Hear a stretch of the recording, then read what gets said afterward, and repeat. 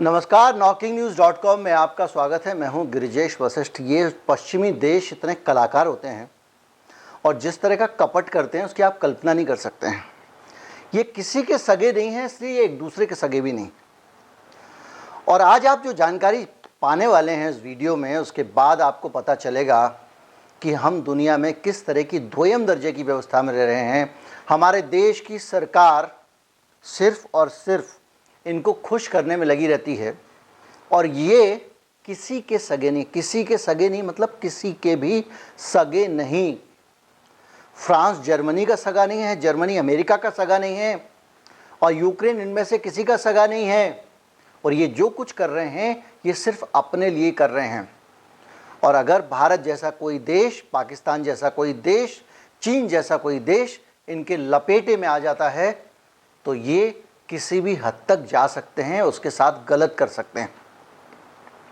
सुनने में अजीब लग सकता है लेकिन कुछ उदाहरण ऐसे हैं जो आपकी आंखें खोल सकते हैं। कुछ ताज़ा परिस्थितियां ऐसी सामने आई हैं। आज हम उन्हीं परिस्थितियों पर बात करेंगे। आज हम समझने की कोशिश करेंगे कि किस हद तक एक दूसरे को धोखा ये देते रहे यूक्रेन के मामले में और किस हद तक आज यूक्रेन को पूरा तबाह कर दिया और किस तरह यूक्रेन भी इनके साथ खेल खेल रहा था। गद्दारियों के सिलसिले इस वीडियो में आपको सुनाई पड़ेंगे। अगर आप इस चैनल को चाहते हैं कि आपके मित्र आपके साथ देखें तो अभी की अभी लिंक आप साझा कर सकते हैं, शेयर कर सकते हैं। अगर आप हमारे चैनल को सपोर्ट करना चाहते हैं, आप चाहते हैं कि हमारे इस प्रयास में आर्थिक रूप से भागीदार बने, तो हमारा UPI ID है डिस्क्रिप्शन में, उसके ज़रिए आप भुगतान कर सकते हैं। और एक आपको QR कोड भी मिलेगा, उसे भी स्कैन करके आप भुगतान कर सकते हैं। मैं अभी हाजिर हुआ, बुला लीजिए दोस्तों को।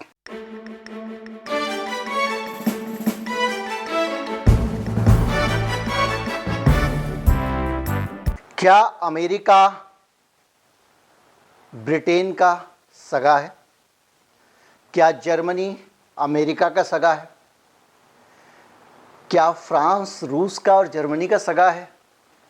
देखने में आपको लगेगा नाटो कंट्रीज़ हैं, एक दूसरे के साथ बहुत पक्के दोस्त हैं और इनका जो नाटो का जो पैक्ट है उसमें ये दूसरे के किसी भी देश पे, किसी भी नाटो सदस्य पे अगर युद्ध होता है तो उसको ये अपने ऊपर किया गया युद्ध और हमला मानते हैं। ऐसे पक्के वाले दोस्त हैं और जो कुछ भी नाश हुआ है वहाँ पर यूक्रेन में वो इसी महान भावना के अंतर्गत हुआ है। यूक्रेन को कह रहे थे तो नाटो का हिस्सा बना रहे थे। यूक्रेन ने अपने संविधान बदल के नाटो में घुसने की तैयारी कर ली थी। रूस की दिक्कत ये थी कि यूक्रेन जिस सीमा पे बैठा हुआ था उस सीमा से थोड़ा ही अंदर उसकी राजधानी मास्को थी और उससे भी कम अंदर उसके व्यापारिक केंद्र थे जहाँ से ऑयल का सारा एक्सपोर्ट करता है। और वहाँ पे ये दुश्मनों की मंडली बैठ जाती रूस के बॉर्डर पे आके और रूस के ऊपर हमले करती तो वो क्या करता, इसलिए उसने कहा नहीं, इनको यहाँ लेकर मत आओ, इनकी तोपें यहाँ लेकर मत आओ, इनकी मिसाइल यहाँ लेकर मत आओ। लेकिन नहीं माना यूक्रेन, क्योंकि यूक्रेन में जो आदमी बैठा हुआ था जेलेंस्की, ऐसा माना जाता है कि ये जो मंडली है, ये गैंग है, इसने वहाँ पे बिठा रखा था। लेकिन इस गैंग के अंदर जो लोग ऐसे होते हैं वो सबके साथ होते हैं। इसके अंदर भी कपट और छल चल रहा था और ये छल कपट आज से नहीं 2014 से चल रहा था। 2014 में जब रूस ने क्रीमिया पे हमला किया था उसके बाद ये फैसला किया गया था इन सारे यूरोपियन यूनियन के देशों ने मिलके कि रूस को बाहर कर दो, सैंक्शन लगा दिए थे। और ये सैंक्शन लगाया गया था कि इनको हम कोई भी हथियार नहीं देंगे, अब हमारी इसे कट्टी हो गई, हमारा दोष नहीं रहा। उसके बावजूद ये लोग 10 देश थे, 10, 1 2 नहीं 10 देश चोरी चुपके झूठे बहाने और एक्सक्यूज़ लेकर एक दूसरे को दगा देते रहे। ठीक वैसे मान लीजिए जैसे कि फिल्मों में पुलिस का कोई आदमी रात को मुंह बांध के अंधेरे में छुप के गब्बर सिंह को खाना देने जाए।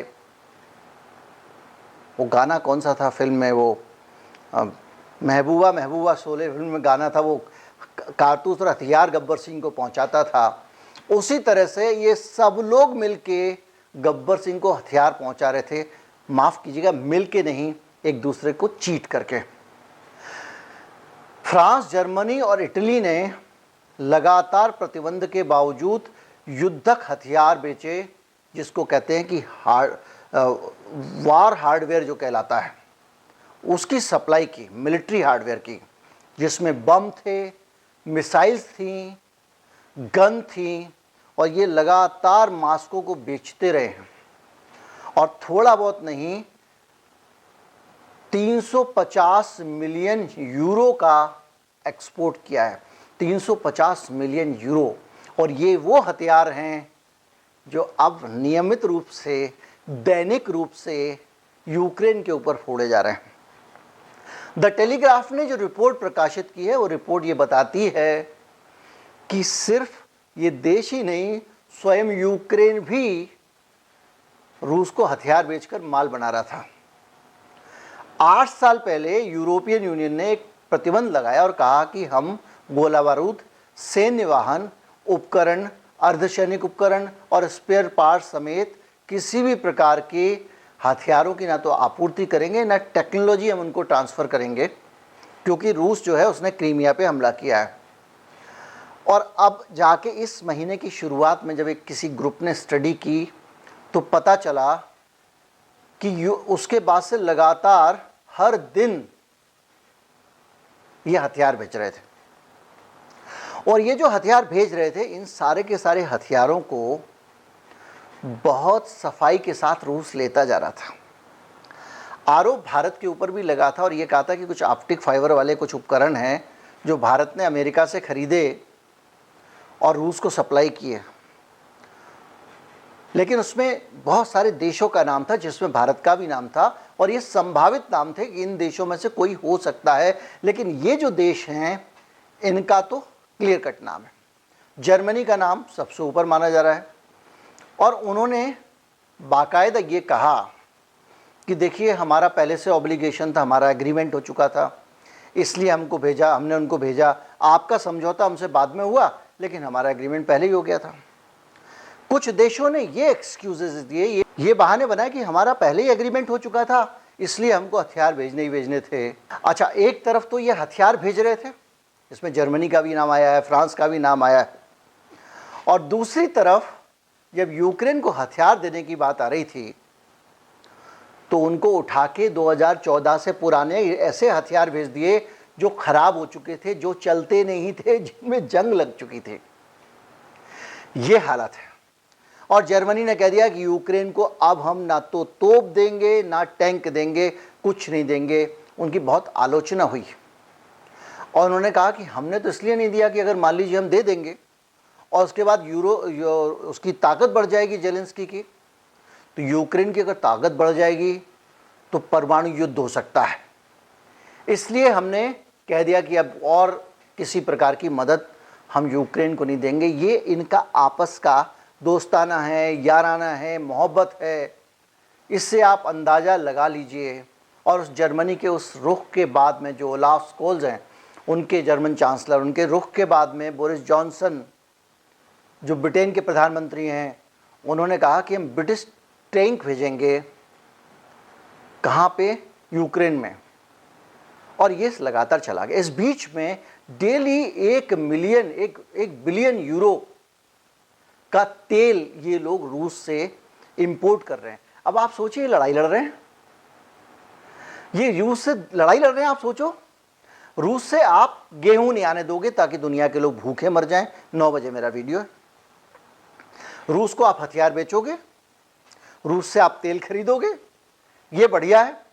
तो इसका मतलब क्या है? इन प्रतिबंधों का मतलब क्या है? इसका मतलब यह है कि सिर्फ जो आपको सूट करता है वो खरीदो, जो नहीं है वो प्रतिबंध है। भारत तेल खरीद रहा था तो इंडियन ऑयल के वो कैंसिल हो गए थे ऑर्डर। ये हालत है। और अब भारत से कह रहे हैं कि तुम तेल खरीद लो, कोई बात नहीं, रिफाइन करके डीजल बना के, पेट्रोल बना के हमको भेज देना यूरोप को। ये भी बात चल रही है और खरीद भी रहे हैं। अब आप अंदाज़ा लगाइए, जेलेंस्की इन लोगों के चक्कर में रूस से पंगा ले लिया उसने। उसके देश के कितने लोग मारे गए, कितने बेघर हो गए, कितने बच्चे माँ बाप से बिछुड़ गए, कितनी तबाही हुई, कितनी संपत्ति नष्ट हो गई। किनके चक्कर में? इनके चक्कर में। और इन्होंने जो टैंक, जिन टैंकों पे बैठ के उसकी छाती को दल रहे हैं, उसकी छाती पे जो टैंक घूम रहे हैं यूक्रेन की, जिनमें आराम से बैठ के रूसी सैनिक घूम रहे हैं, वो टैंक इन्होंने उसको बेचे हैं। और आज से नहीं, 8 साल से बेच रहे हैं। 8 साल से 8 साल से रूस यूक्रेन युद्ध के लिए इन लोगों से सामग्री खरीद के इकट्ठी कर रहा था और ये उसको बेच रहे थे, जो आज यूक्रेन के शुभचिंतक बनते हैं।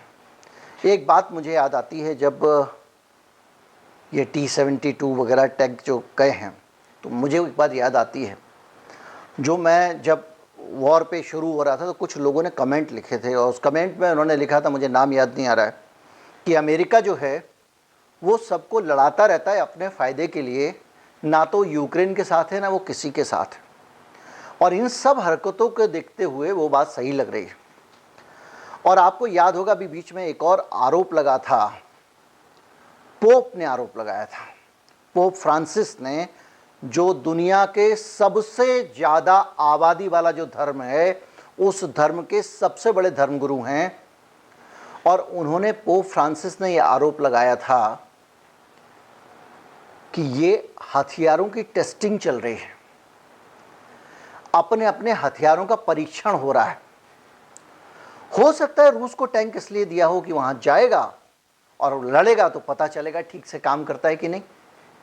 हो सकता है कि गोला बारूद इसलिए बेचा हो कि वहां टेस्टिंग हो जाएगी। फ्रांस तो पूरी दुनिया को हथियार बेचता है, भारत को भी बेचता है। यहाँ चौकीदार चोर है का जो एक हैशटैग चला था, जिस राफेल डील के चक्कर में, वो राफेल डील फ्रांस से ही तो हुई थी, तो वो तो पूरी दुनिया को हथियार बेचता है।